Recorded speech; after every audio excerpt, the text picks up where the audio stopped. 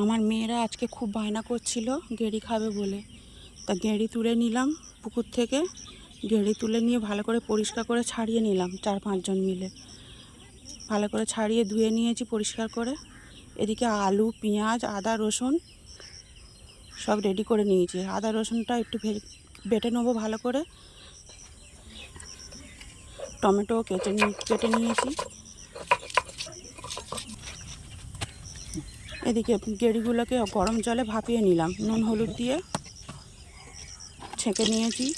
এবার আলুগুলো তেলে ভালো করে ভেজে নেব। আলু ভেজে নিয়ে ওই তেলের মধ্যে গেঁড়িটাকেও ভালো করে ভেজে তুলে নেব। আর গরম ওই তেলের মধ্যে গোটা গরম মশলা, তেজপাতা, শুকনো লঙ্কা, গোটা জিরে ফোড়ন দিয়ে তার মধ্যে পেঁয়াজ দিয়ে বেশ কিছুক্ষণ কষাবো। কিছুটা টমেটো দিয়ে দিলাম। এবার হলুদ, স্বাদ মতো নুন, স্বাদ মতো লঙ্কা গুঁড়ো দিয়ে দিলাম। দিয়ে বেশ কিছুক্ষণ কষিয়ে ভেজে রাখা আলু আর গেঁড়িটা দিয়ে দিলাম। ভালো করে কষিয়ে জল ঢেলে দিলাম। এবার কিছুটা গোটা গরম মশলা নিয়ে বেটে নেব, তরকারিতে দিয়ে দিলাম। দিয়ে আরও মিনিট খানেক ফুটিয়ে নিলাম। ব্যাস, তরকারি রেডি হয়ে গেছে। খুব খেতে সুন্দর হয়েছিল। তোমরাও এইভাবে করে খেয়ে দেখো, ভালো লাগবে।